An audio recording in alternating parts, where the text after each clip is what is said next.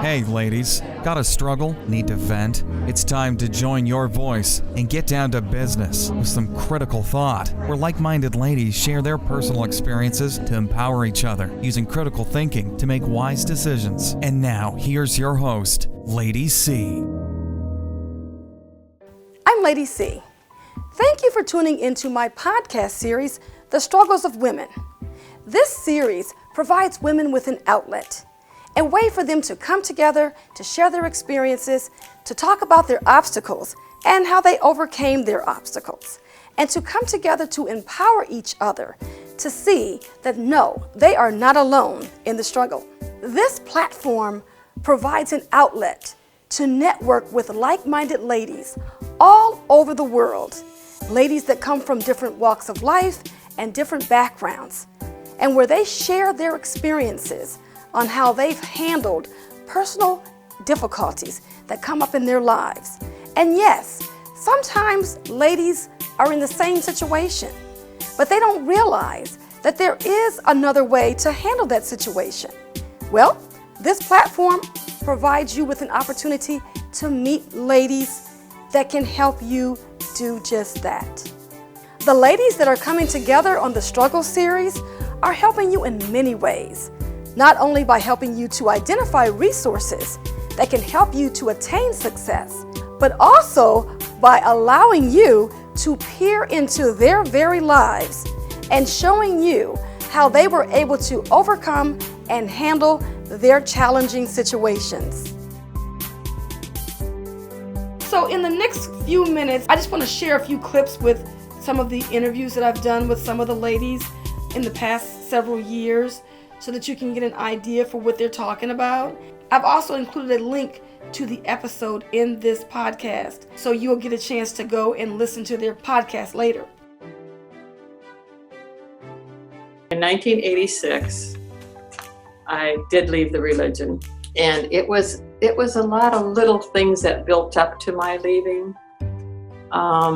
But this one time, I went to the meeting, and this brother is up there and he's saying, "Brothers and sisters, I want you to look to your left and look to your right, and you should be able to give your life for that person."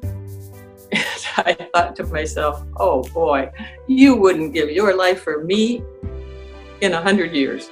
And it just made me so mad to think that he would make a statement like that when I knew him very well. My mother was so wrapped up in the religion and wanting to be so much deeper into it. To her, you had to do everything perfectly. If it was fun, it was evil. She couldn't, think about anything but the religion. Well, from a very early age, I remember reading some of the information in the religion and thinking, this is a load of crap. I can't, especially, part of it is especially how they would talk to women. There's the whole issue with sex and relationships. They've not had a conversation with their kids about how to talk to people, how to have open, honest communication. So you have a group of people who are thrown out into this world of all these things that they're going to experience, and they're not prepared for it. But the organization is very quick to come down on them very hard. They want to be quick to discipline them if they get involved with some of these things. I wasn't allowed to talk to my aunt, but she came in one day and she cornered me and asked me how I felt about Jehovah's Witnesses. And when I told her how I really felt, she told me, just keep hanging in there until you're 18 and then you can leave. And that was a revelation for me. I never realized that I could leave at 18. I didn't realize that I had that power. And I was about 12 at the time, and that was a very powerful thing for her to tell me. And that started the ball rolling, and that's when I started thinking, what can I do to get out of this situation?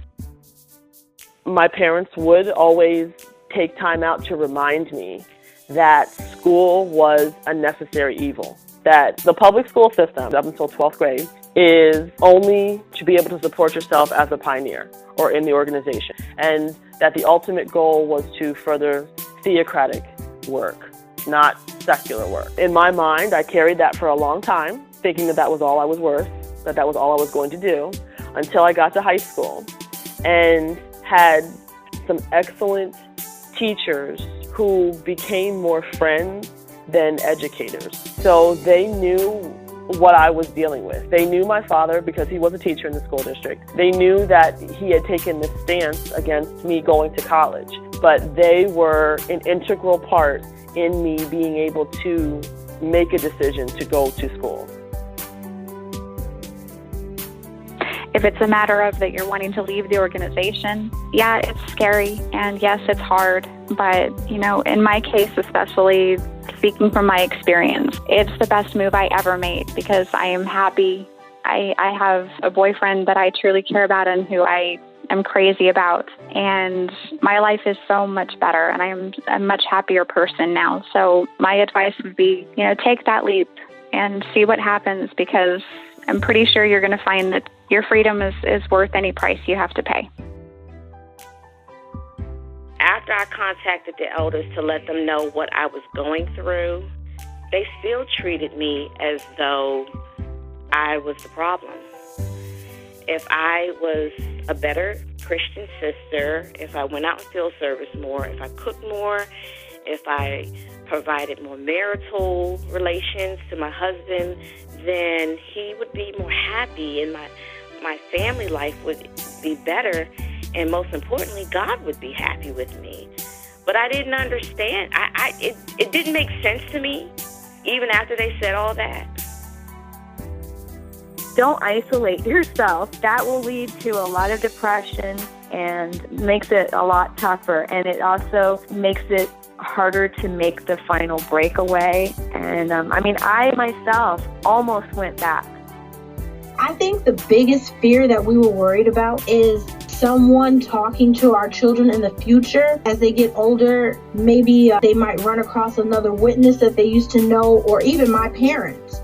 And so we wanted to make sure that they knew the truth about why we left, so that they wouldn't get someone to tell them that it wasn't correct and maybe persuade them back into that organization. So we talked to them about the shunning process, why they do it, why we were shunned for basically not believing in the teachings anymore. I understand if you are currently a witness and you're still, contemplating a lot of things, you don't know what your next move is going to be. Whatever you do, please go to school. I don't care if you're pioneering or auxiliary pioneering, enroll in some classes, get some credentials under your belt, because you will need that. I used to work with a Christian guy, but he had a very good knowledge of the Bible, and oftentimes he would talk to me about the Bible, but I realized that it did not match at all what Jehovah's Witnesses believed in most cases. So he started giving me some information, but I would still defend Jehovah's Witnesses. When I really found out everything about the Jehovah's Witnesses organization, when I was fed up with my brother shunning me, wanting to get some answers, and went online and discovered all the lies and trickeries of the society. One of the girls who I was always a little bit close to said to me, you don't seem the same. Something has happened to you. What's going on, And I finally went out for coffee with her and broke down and told her that what had happened. And of course, and she ended up telling all my coworkers too. And they were so supportive. These are, worldly people that I'd always, kept away from me. They were like, come, I had so many offers of people to say, come and live with me, please come and stay with me. And they were just so amazing. And and believe me, it was a terrible witness for the organization, because some of them just couldn't believe that. They're like, you mean they're not talking to you now? Like they're shunning you? There was that. There was all that to deal with too, the whole shunning thing. And the one thing I do want to add is I had a lot of friends within the organization, and I thought they were like great friends of mine. Well, I was prepared for the shunning when I got disfellowshipped. What I wasn't prepared for was the nastiness. I think after we'd been married about 6.5 or 7 years, he ended up hooking up with one of his coworkers. Then I guess after that there was a judicial committee, but he did not get disfellowshipped. Neither of them got disfellowshipped. They got removed from Bethel, but not disfellowshipped. And the men kind of look out for each other. As women, we're second-class citizens, particularly because I was not able to sit in on the meetings that discussed the state of our marriage. It was up to the men to decide if I was even to sit in on any of that. Here, all of these decisions were being made that affected me personally, but I was not even, I didn't even sit in when my husband discussed what happened. Even though I was a midwife, was, prominent in the congregation, as a woman, I had no self-esteem whatsoever. No self-esteem. And it took good therapy. If you are leaving the organization, as one woman wrote, she became a therapist. She was a special pioneer in Canada. She became a therapist to figure out why she got sucked into all these different beliefs. She has a good book out about exiting the JWs. And she calls it that we go through post-traumatic stress syndrome when we leave that organization because we were under such tight mind control. We don't know it at the time, but you do. So you need to get help, get therapy, whatever, to help you deprogram all the thoughts that were cleverly planted in your brain by that organization. I think we've all seen people who were had one foot in the world and one foot in the quote-unquote truth. They seem to have had an easier time of it because they had a little bit more balance in their life. But the way I grew up, there was no balance. It was go out in service. We had the book study in our house. It was all about going to meetings and preparation for meetings and personal study and going to Kingdom Hall buildings and going to the assemblies. And, my whole life, there was no balance. I wasn't told growing up, okay, well, let's go to college. Let's plan on a career. Next thing you know, they was reading my name for regular pioneer, and I was really ecstatic then because I was like, oh, I've accomplished it. I've done it, even with a baby. After that, we noticed that all of a sudden, we started getting phone calls all the time, get on assembly. Different people would come up to us and be like, we wish we were like y'all. Y'all are making us look bad. And we were like, it's not about that. That's not why we're doing this. This is about our dedication. This is about our commitment to Jehovah and stuff like that. And it made me start thinking, and I was like, this isn't why I signed up for this, I don't want to make people feel bad. I don't want to make people feel like, why can't I do this? Or why can't I be like them? It started not feeling right. My way out was me going to college. My grandmother never wanted me to go to college because, that the Jehovah's Witnesses, they don't pursue higher education. And she never wanted me to go to college. She didn't want me to do anything with myself. She just basically wanted me to just stay in the house and, marry a Jehovah's Witness and become a Bethelite and, things of that sort. And my way out was I basically told her, no, you cannot stop me from going to college. You cannot stop me from pursuing a higher education. There's so much that I want to, succeed in my life, and I'm going to do it. And I basically went off to a college where I was able to dorm, and I was able to get out of the house and finally experience life for myself. There's always a way out. Parents and guardians may try to force it upon you, but at the end of the day, you have a mind of your own. You can make your own decisions if you know in your heart that that's not for you. I saw the side of the organization that a lot of people, don't see, which is just being pulled into elders meetings and having judicial committees, and those are pretty traumatic experiences, that stick with you for life mostly, and you see another side of it, I think until when you're not in that type of a meeting and you don't see that they have their own set of rules and their own, judicial system sort of, you don't really understand fully the impact and the magnitude of an organization like that. So I think it was a blessing in disguise for me to go through that multiple times at a young age. Up until a couple weeks ago, until she started calling me apostate, I thought we were friends. But it's like you said, the Watchtower comes first, before friendship, before family, before blood. The Watchtower comes first. And as much as I did prepare myself for that, but I also was going to school at the same time, so I didn't really want to rock the boat too much regarding things in my life because I'm the type of person I need to just focus on school and get that done and then move on to the next thing kind of thing. Mm-hmm. Jehovah's Witnesses, as people, they want to do the right thing, and they are good people. They're genuine people. I mean, what if you're still in the organization, they'll give you the shirt off their back. Some of them will do that. And that's the kind of friendship I had with these sisters. But then you have to, like you were saying, I have to realize that once I step out of the organization, then they basically turn their backs. But they're still good people. They're not horrible people. They're just misled and misguided.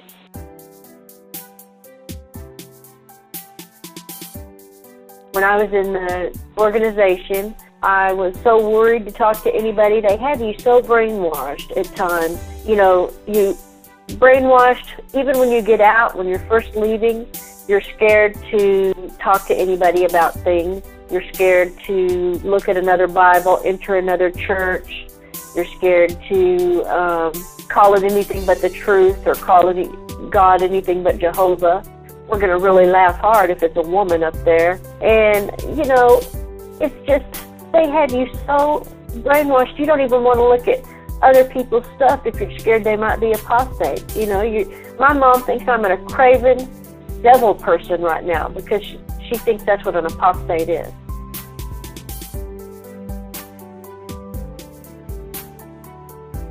Hi, this is Daniel. And I'm Lady C.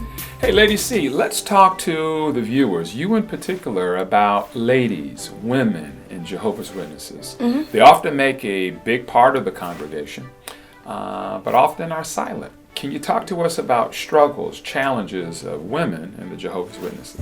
As a female, I really felt like I limited myself.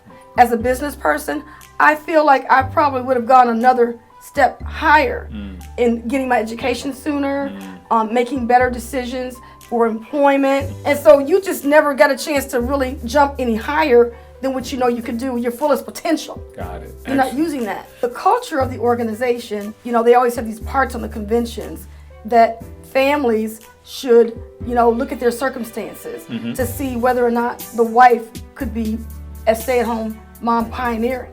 You know, so she's not working a job, but she's able to regular pioneer. And that would be her contribution to the organization or whatever. And so a lot of women, they try to, you know, meet up to those standards where they are pioneering, you know? So there's a culture of the witnesses that's unique, this we know, but it's double unique for our ladies. And for that reason, you've put together a platform to help ladies have hard conversations in a soft way about lady-related issues. Yeah, here's the thing about that. When you are in an organization that is encouraging that you not work, but you work, you know, as a pioneer, you work as a pioneer.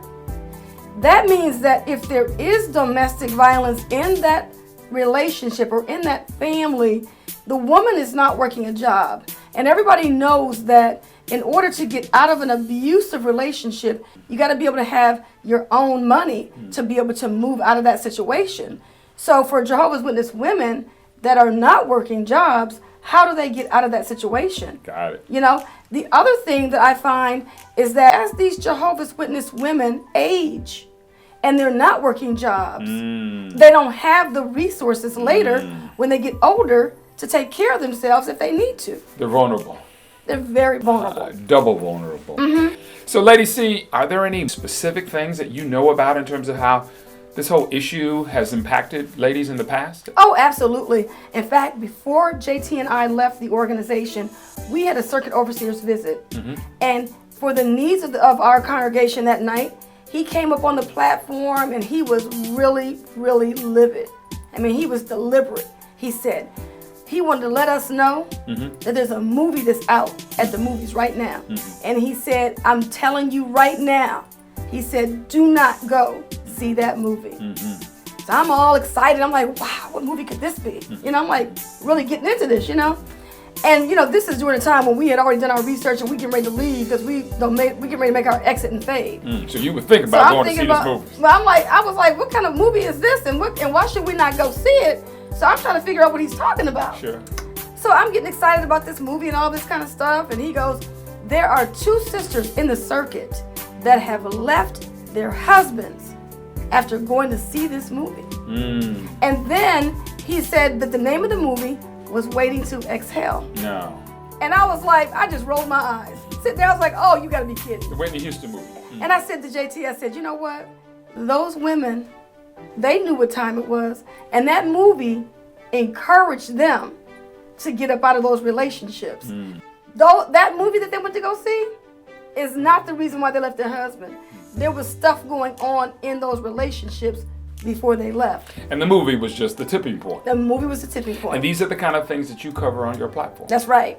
The platform, Struggles of Jehovah's Witness Women, we're here to empower each other. See, there's a platform that you've created that you've talked about several times, and that platform covers self-esteem, singleness, basically heart matters, head matters, wallet matters, and all of this you've covered, and you're encouraging our ladies to go check out that channel. Yes, absolutely. So for our viewers, in terms of next steps, what would you like them to do next? Is there a channel or that you'd like them to go to, the platform that you just spoke about, or video? What? On our Critical Thinkers channel on YouTube, ExJW Critical Thinker, I have videos that are labeled Struggles of Jehovah's Witness Women.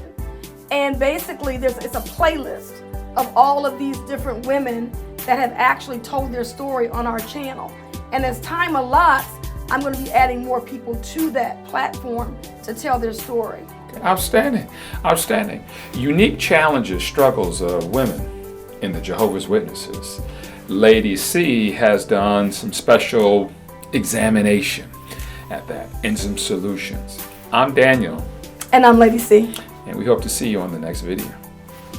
This platform is also dedicated to helping like-minded ladies to use critical thinking to make educated and wise decisions.